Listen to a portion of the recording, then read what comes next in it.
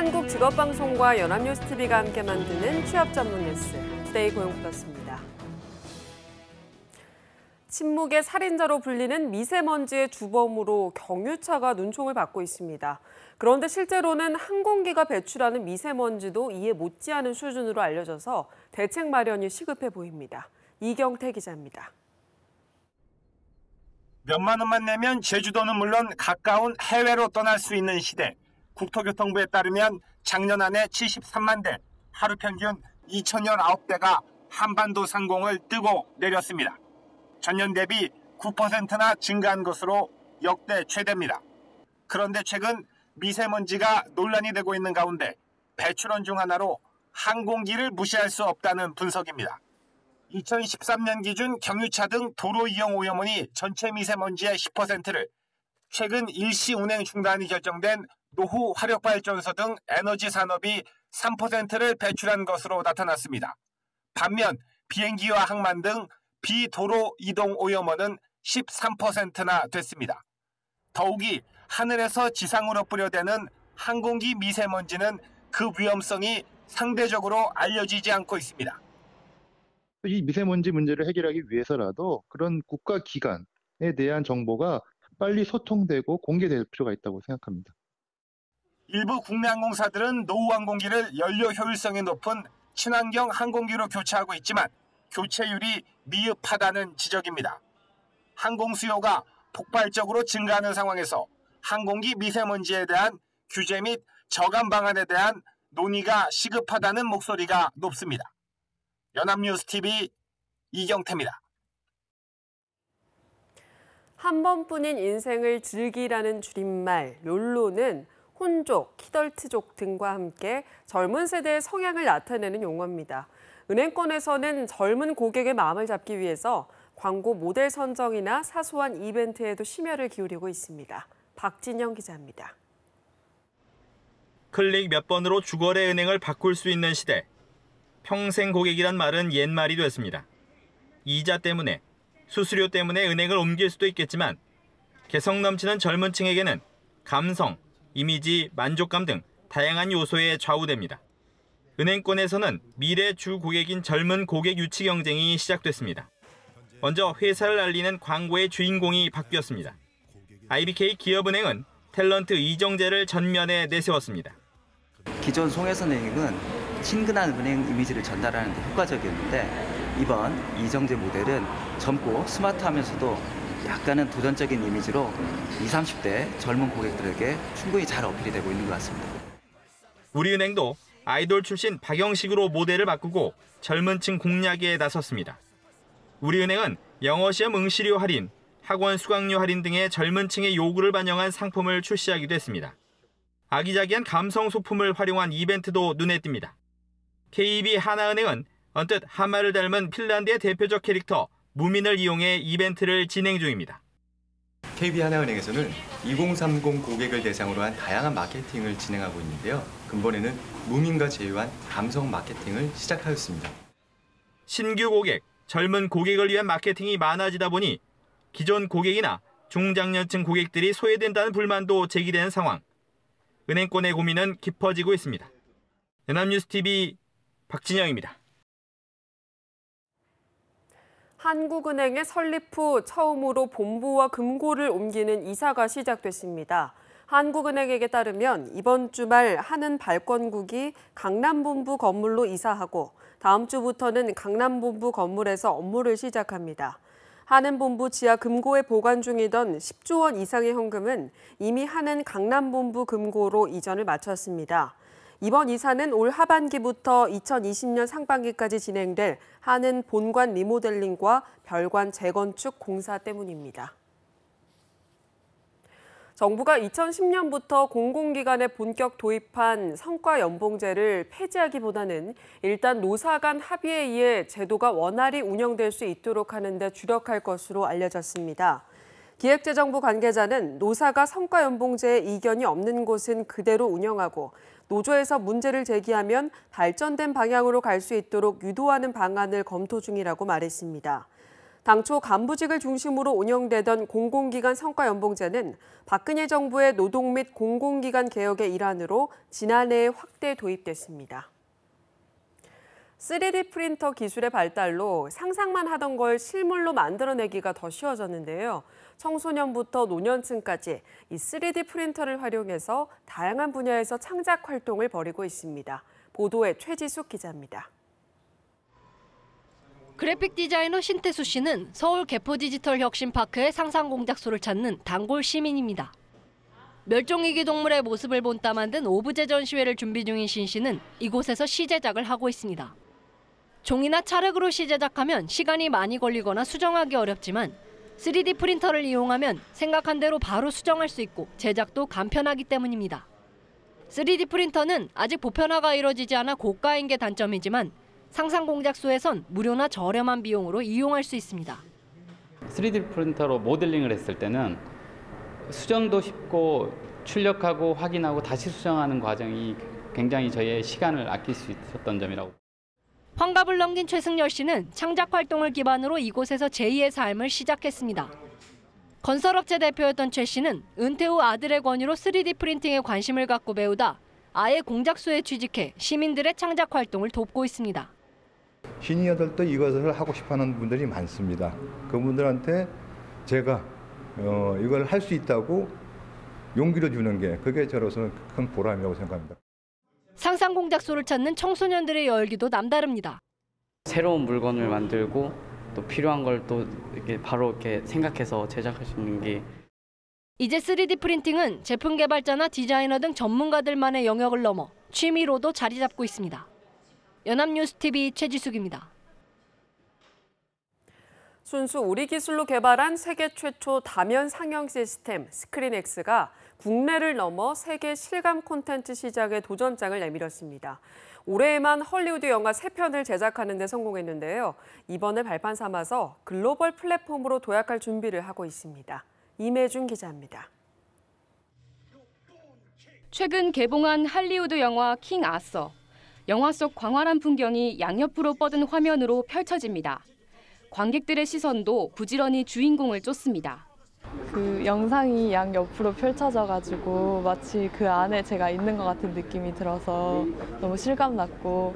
CGV와 카이스트가 개발한 세계 최초 다면 상영 시스템 스크린X가 국내 작품을 넘어 할리우드 작품에도 본격적으로 뛰어들었습니다.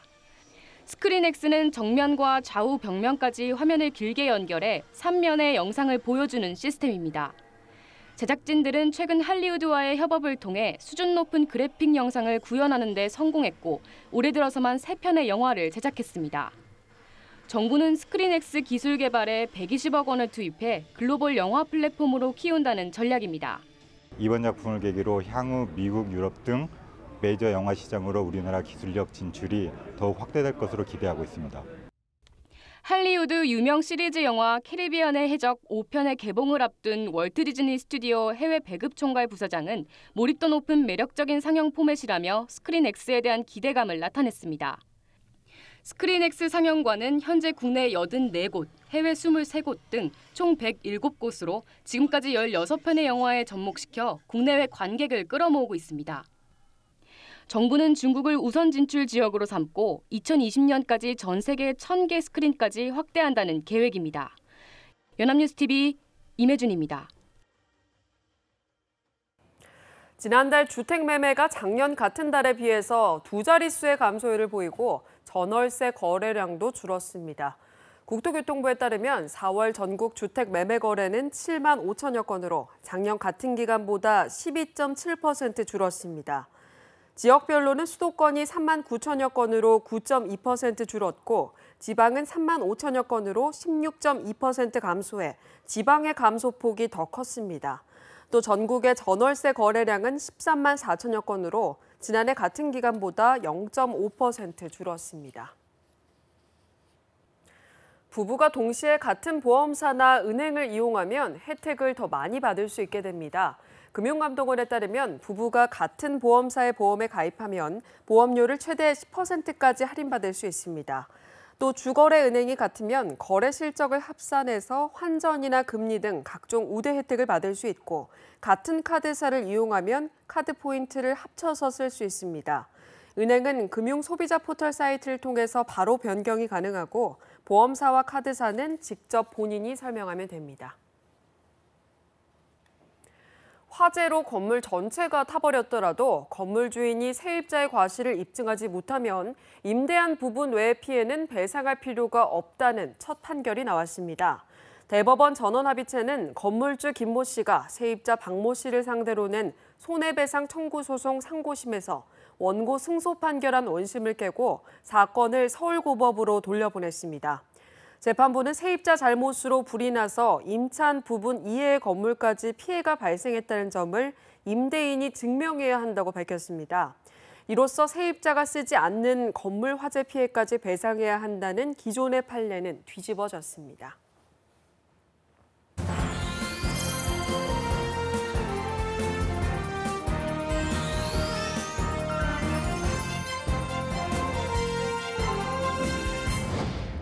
대한민국 50만 구직자의 일자리 현황을 데이터로 풀어봅니다. 투데이 데이터 뉴스 시간 구보나 캐스터와 함께합니다. 안녕하세요. 안녕하세요. 투데이 데이터 뉴스 시간입니다. 어제 일본의 노동개혁안을 이야기하면서 초고령화 시대에 대해 이야기를 했었는데요. 사실 초고령화 시대는 비단 일본만의 이야기가 아닙니다. 우리나라 역시 고령화 시대가 일찌감치 시작됐지만 그에 대한 뚜렷한 대책은 아직 마련되지 않은 상황인데요. 그래서 오늘은 우리나라의 초고령화 관련 현황을 살피고 앞으로 나아갈 방향에 대해 모색해보고자 합니다. 네, 그렇죠. 우리나라 역시 평균 수명이 늘어나면서 노인 인구도 늘고 있잖아요. 네, 맞습니다. 통계청에 따르면 2017년 현재 우리나라의 평균 수명은 82.6세인데 13년 후인 2030년이면 85.2세로 늘어나고 또 2050년이면 88.3세, 2060년이면 89.5세까지 점점 늘어날 전망인데요. 하지만 문제는 이 저출산과 맞물리면서 15세에서 64세에 해당하는 생산 인구는 역으로 감소한다는 겁니다. 지난해는 0세에서 14세인 유소년 인구의 비율이 13.4%로 13.2%인 노인 인구보다 많았지만 올해부터 이 비율이 각각 13.1%와 13.8%로 역전이 되면서 노인 인구가 더 많은 것으로 나타났습니다. 네, 이렇게 된다면 유소년 인구는 굉장히 적은 것에 비해서 노인 인구는 월등히 많아지는 역피라미드 현상이 될 수도 있겠네요. 자, 이 같은 현상으로 인해서 얘기되는 문제는 뭐가 있을까요? 네, 이렇게 되면 노인 인구를 부양하는 사회적 부담이 늘어난다는 뜻입니다. 실제로 현재 우리나라는 생산 가능 인구 10명당 부양해야 할 노인 인구가 3명이지만 2050년에는 9.8명이 되면서 3배 이상 증가할 것이라고 예상을 하고 있는데요. 출산율이 낮은 현재 상황을 보면 부양 노인 인구 수가 더 늘어날지도 모른다는 관측도 있습니다. 네, 그렇군요. 이렇게 부양 인구는 점점 늘어나는데 우리나라의 평균 국민연금은 36만 8천 원 뿐이잖아요. 노인연금이나 복지제도도 현실에 비해서 좀 부족한 편이고요. 앞으로 이 문제들이 나아지지 않는다면 결국 자녀 세대 개인이 온전히 부담할 상황이 될 수도 있겠네요. 네, 바로 정확한 지적입니다. 하지만 현재는 생산 인구의 실업률도 높죠. 그렇다 보니 부양할 수 있는 인구도 적어서 우리나라의 노인 상대 빈곤율은 2015년 기준 49.6%로 OECD 가입국 중 가장 높은 데다가 이 OECD 평균인 12.4%를 훨씬 뛰어넘은 상태입니다.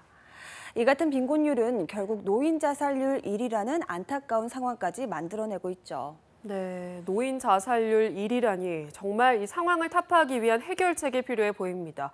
어떤 것들이 있을까요? 네, 이에 대해서 전문가들은 노인에게도 일자리 기회를 주고 직접 경제 활동을 할 수 있도록 권장을 해야 한다고 조언을 합니다. 직접 경제 활동에 참여하는 것만으로도 사회적으로는 물론 노인 개인에게도 심리적이고 신체적으로 도움이 된다는 건데요.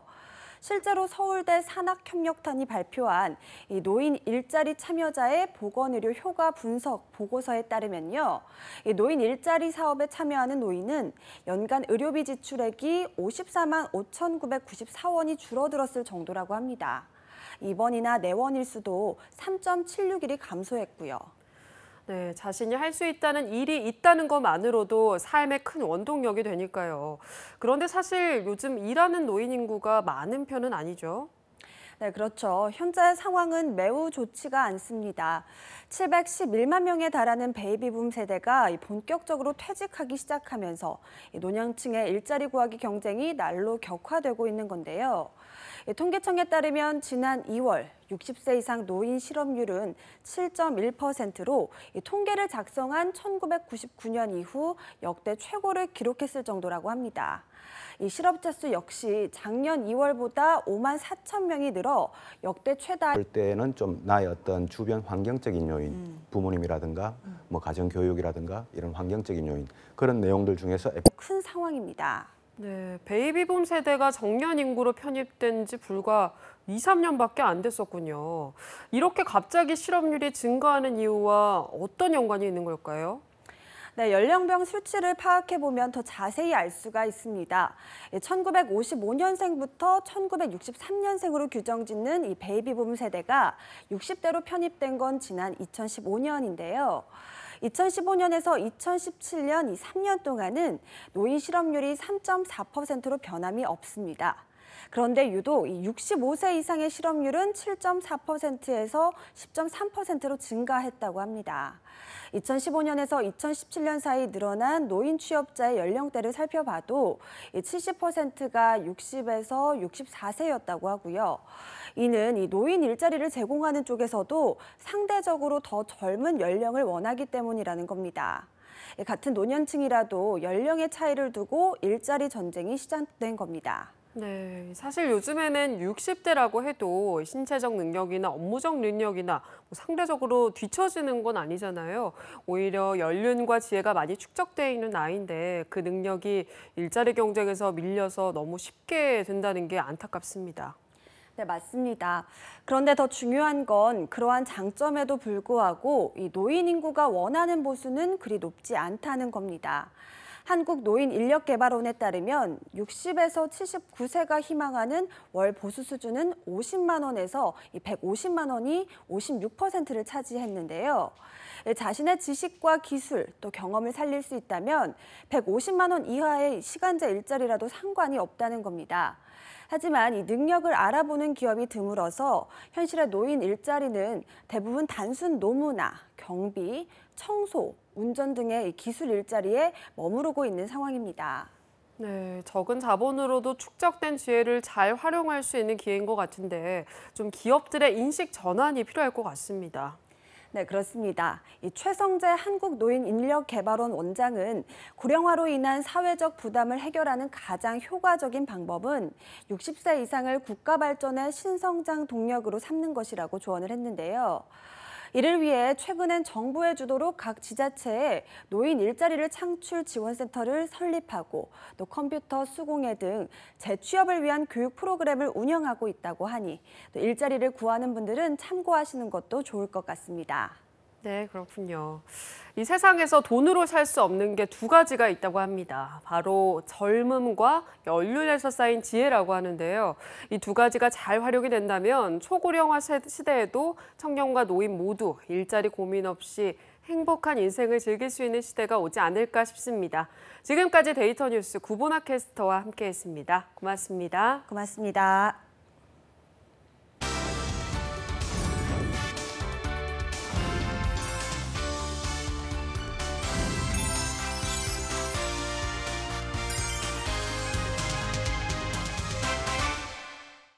투데이 고용플러스 오늘 준비한 소식은 여기까지입니다. 함께해 주신 여러분 고맙습니다.